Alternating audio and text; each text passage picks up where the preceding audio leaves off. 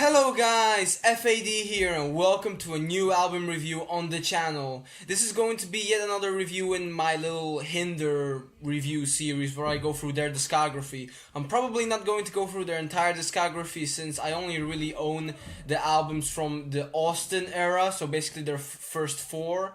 I'm not really that big of a fan of their new stuff. It just feels like a completely different band and yeah, not my scene. So I'm only gonna be going through the first four, and this is the third one that we're gonna be covering today. So of course, after reviewing Take It to the Limit last time, and of course Extreme Behavior before that, which now looking back at that review, I actually feel like I should have given that album a higher score. I feel like I would have like now I would bump it up to like a 7.5. But that's just what happens with these album reviews. It's always when I look back on old reviews, I just question myself, like, why did I give this album this score? Like, it should be higher, lower, whatever.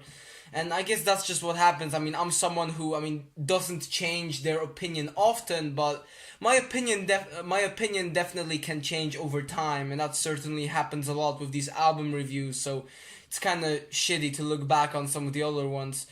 But yeah, after covering the first two Hinder albums, today I'm gonna go through probably my favorite Hinder record, and that's gonna be All American Nightmare. Now, this album was released in 2010, and it kind of continues Hinder's style from Take It to the Limit, where it's more, towards the glam rock kind of direction, instead of the post-grunge stuff from Extreme Behavior. Of course, those elements are definitely still here, but you can definitely notice, the change in style from their debut record. This is probably my favorite album, mostly because of how balanced it is. I just really don't think there's really any downtime on this album. Like, it just stays very good all the way throughout. Like, some people might say that, the last couple of tracks are a bit weaker, but I actually really like the finale. This is what, like a Hinder album with very good ballads, as well as, of course, the fun party rock songs, but those are always good by Hinder. They always manage to execute those ones correctly, and especially on this record. But even the ballads are actually very good on here. Like, I'm not saying that like normally they're bad, but I think this record has some of the best Hinder ballads. And yeah, this was actually the very first Hinder album, like the first Hinder CD I bought, so maybe that's also part of the reason why it's my favorite. But overall, I just really do think this is a strong album. My only complaint would probably be that it is, of course, short, but then again, like, that's like the thing with all Hinder albums. Like, the only Hinder album, at least from the Austin era, I'm not sure about the newer ones, but the only Hinder album I know of that's over 40 minutes is Take It to the Limit, and even that album really wasn't.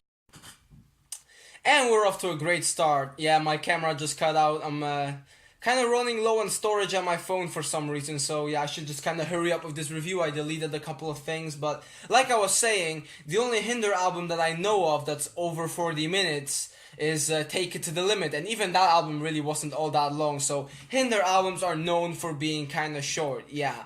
But that's definitely my only real big negative of this one. Such a good album, but just kind of, is over too quickly. But yeah, I think now we can just get into the track listing. So, like I said, this album definitely continues, those fun party rock vibes from Take It to the Limit, and we start off immediately with a great opening track, full of energy. It's called Two Sides of Me. It's your typical Hinder song. Again, don't expect too much great writing. Especially on those rock songs, but there's actually a couple of songs here that are pretty well written, but we'll get to them in a minute.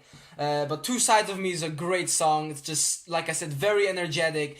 It's the perfect opener to an album like this. Like, the vibe, the atmosphere, and its topic. It just introduces you to like what you're about to hear. It's a song about the two sides of him, the guy that it's about. It's about how, there are two sides of you, how, there's of course that, that gentleman side, like the side that, when you have a girlfriend that you like impress the mother, the gentleman, and then there's the other side who's the party animal, the guy who's gonna, pass out drunk on the floor, or that kind of stuff. So it's a very, very awesome track, like I said, one of your typical Hinder, rock songs, the party ones, and it's a great song, probably one of my favorite Hinder songs in general, and it's followed up immediately with the title track, of course, All American Nightmare, which is another great song. It's about, a guy who just turns, innocent girls into these rocking chicks, hell on heels is how he calls it in the song, and it's again, it's such a just great energetic song with a catchy chorus,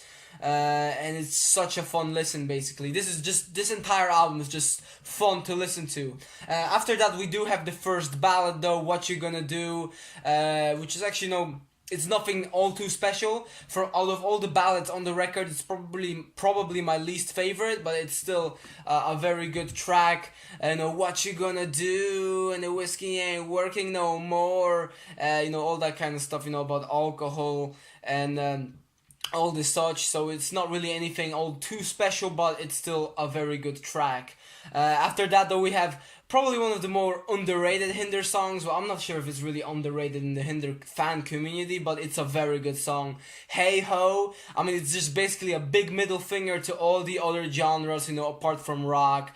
It's about this guy who, broke up with his now ex-girlfriend, of course, because, she just wasn't into, like, all the rock and roll. She was more of a rap and hip-hop kind of chick, and, he wasn't for that. She hated his GNR shirt. She put on Kanye West and his music player, all that kind of stuff, and it's just this great song, there ain't nothing little about rock and roll, going freaking hip hop down the road, wrap it up and hip hop down the road, that's the line. It's just such a good song. I mean, nice rock and roll. It has this laid back vibe to it, which I also really like, and like I said, it's just such a fun song to listen to because of course of its lyrical content, how it's dissing rap and hip-hop, even though I personally don't hate rap and hip-hop. Like, I do like some of the stuff from there. Like, I'm not really one of those elitist kind of guys who's like, yeah, only rock and metal, that's it. Like, of course that is my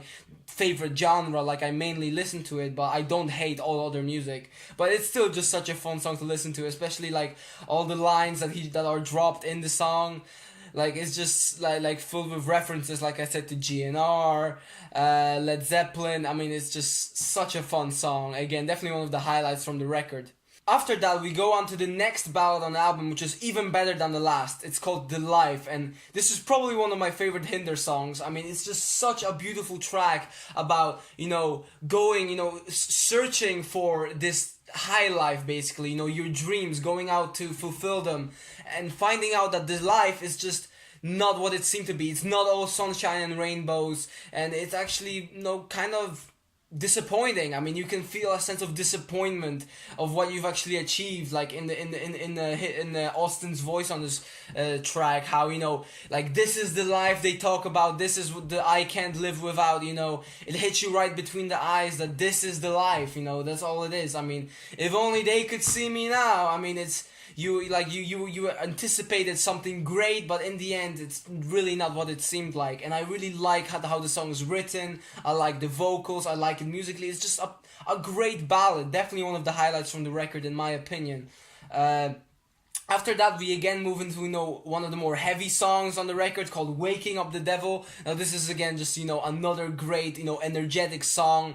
Of course, like the song's title suggests, Waking Up the Devil, it's about this devil within you being woken up, your bad side coming out, in these situations, and how you and, that other side of you, the devil, are a great team and that kind of stuff. So, again, just another great, energetic rock song. No, it's not quite as good, I think, as the two openers. It's not quite as memorable, but it's still definitely a very good song. After that, we move on to yet another ballad, though, Red Taillights, and this is a song that I loved from the first moment I heard it. It's such a beautiful song.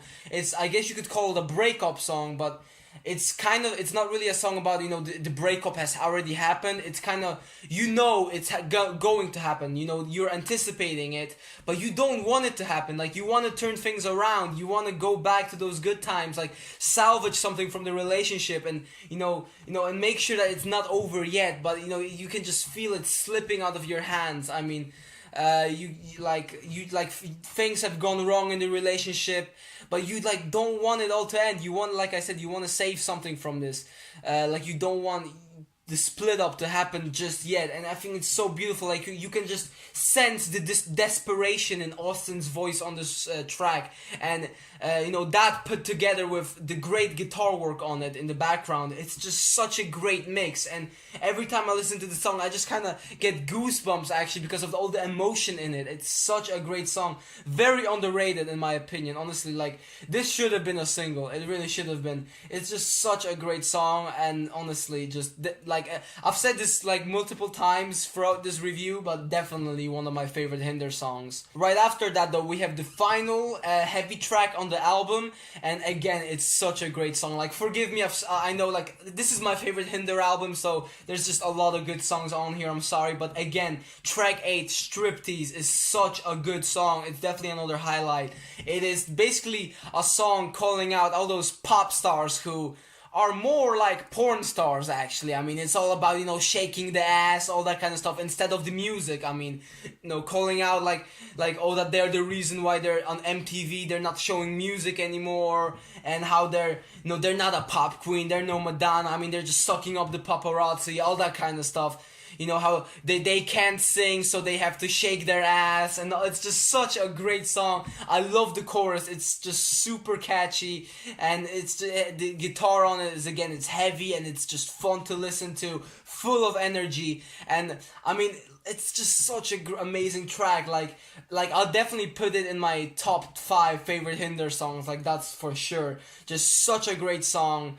It's actually a bit of a shame that it is the last heavy track on the album, since the next 2 are a lot more soft and mellow, but definitely a great song. But moving on, like I said, the next 2 tracks, the final 2, are actually ballads. I mean, I'll get into the final track in a minute, but right now, track 9, Everybody's Wrong, is actually a very nicely written song about, how in this relationship you are looked at as the bad part of the relationship, how you are, doing all these bad things, how you are a bad influence on your significant other, but actually in reality everybody's wrong, and the other person, like I guess in this song you could say the girl, because it's of course from a guy's perspective though, I'm not saying anything, how that girl, actually she is the reason for all the bad things in the relationship, and how nobody's talking about that because everybody sees her as this angel, but in reality she is the cause for all the grief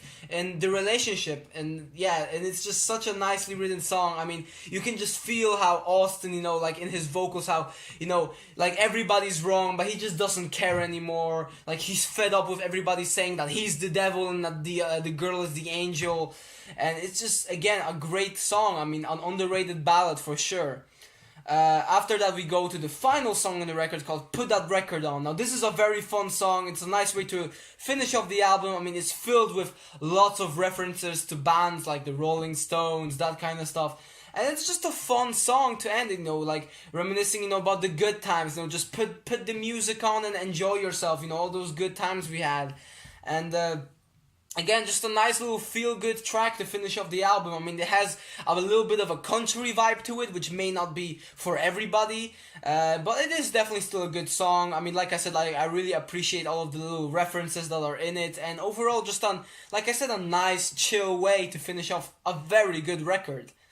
And yeah, those were all of the tracks. So that was All American Nightmare. Like I said, definitely my favorite Hinder album. It's just so good all the way throughout. Like it has those great rock songs, the heavy ones, and also some beautiful ballads on it. Just overall a great album, and it has a hot chick on the cover. I mean, what more can you ask for, right? So I think I'll probably give this album an 8.5. Well, I mean that, and I know that is the same score that I gave Take It to the Limit.